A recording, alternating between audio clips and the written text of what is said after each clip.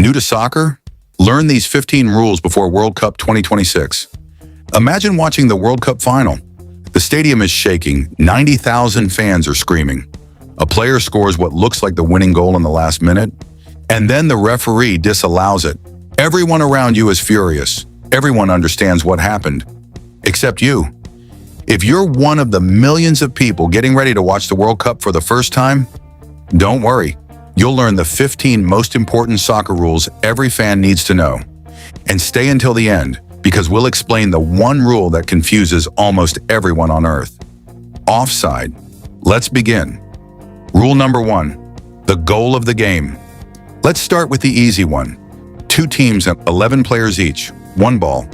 The objective is simple. Score more goals than your opponent. That's it. Everything else in soccer exists to make that simple objective incredibly difficult. And trust me, it gets complicated very quickly. Rule number 2, why a 90-minute match is never really 90 minutes. A soccer match consists of 2 45-minute halves. Simple enough, except you've probably noticed something strange. When the clock reaches 45 minutes, the referee doesn't stop the game. Imagine the first half reaches the 45-minute mark. The primary match clock reads 45 minutes, but the delay tracking watch reads only 41 minutes and 30 seconds because it was paused during several interruptions. For instance, substitutions can take roughly 30 seconds per player change. Goal celebrations can consume a minute or more. Medical treatment for injuries on the field can create lengthy delays. Goalkeepers and players waste time with slow restarts. The video reviews can often add several minutes.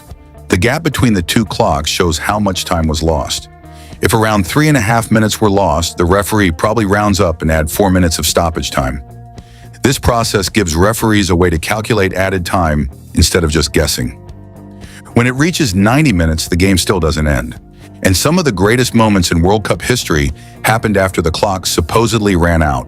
We'll come back to that later. Rule number 3, when the ball is actually out. This surprises a lot of new fans. The ball is not out when most of it crosses the line. It is only out when the entire ball crosses the entire line. One tiny fraction touching the line, still in play. That small detail has decided World Cups. Literally. Rule number 4, throw-ins. When the ball goes out on the side, the opposing team gets a throw-in. Sounds simple.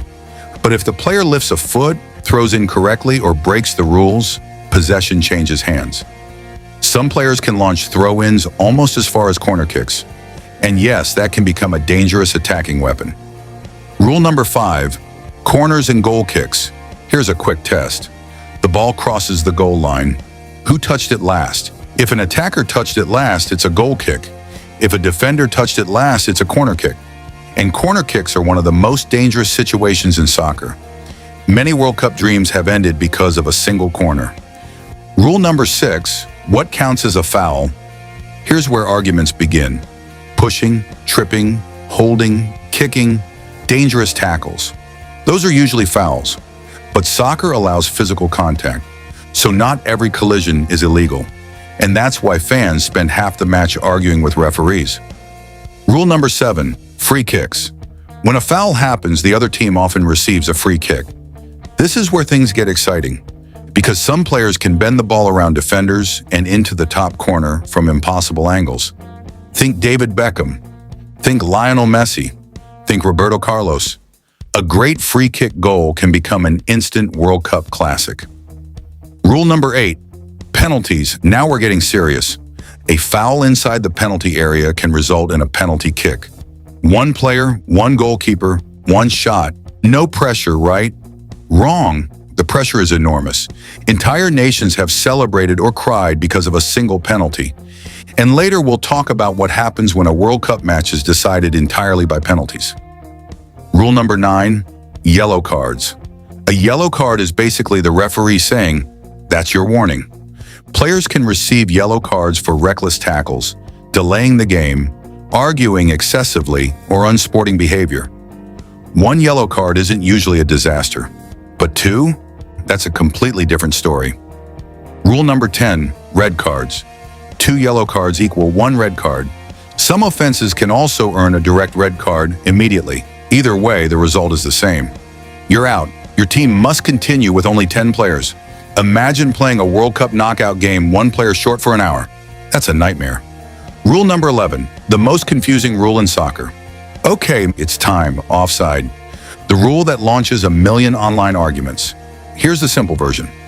An attacker cannot receive a pass while positioned behind the second last defender. The rule exists to stop players from camping in front of the goal, waiting for easy passes. Easy to explain, much harder to judge. Sometimes a goal is canceled because of a shoulder, or a foot, or even a toe. And thanks to VAR, those tiny details matter more than ever. Speaking of VAR, rule number 12, advantage. Imagine a player gets fouled, the referee sees it, but instead of stopping the game, play continues. Why? Because the attacking team still has a great chance to score.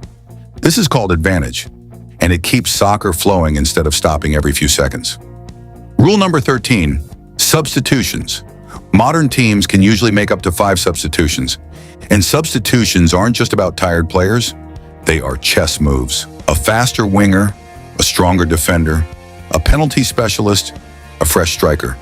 The right substitution can change an entire World Cup match. Rule number 14, extra time and penalty shootouts. Now imagine it's the World Cup final. The score is tied, 90 minutes in, nobody wins. What happens next? Extra time. 30 more minutes. Still tied? Then comes the most nerve-wracking moment in soccer, the penalty shootout. 5 kicks each, then sudden death. Millions watching, one shot, no second chances. It doesn't get more dramatic than that. Rule number 15, VAR. And finally, VAR, the video assistant referee. VAR reviews goals, penalties, red cards, and major mistakes. Sometimes it saves the referee, sometimes it overturns a goal, sometimes it makes fans furious, and during World Cup 2026, you can guarantee one thing. VAR will become one of the biggest stories of the tournament. So now you're ready. You know the basics. You know the cards, you know the penalties, you survived the offside explanation, and you're officially ahead of millions of first-time World Cup viewers. But here's the real secret. The rules are only the beginning. The reason people love soccer isn't because of the rule book. It's because of the drama, the passion, the tension, the unforgettable moments. And in World Cup 2026, there will be plenty of those. So tell us in the comments, which rule surprised you the most? And who do you think will win the World Cup? Don't forget to like, subscribe, and we'll see you in the next video.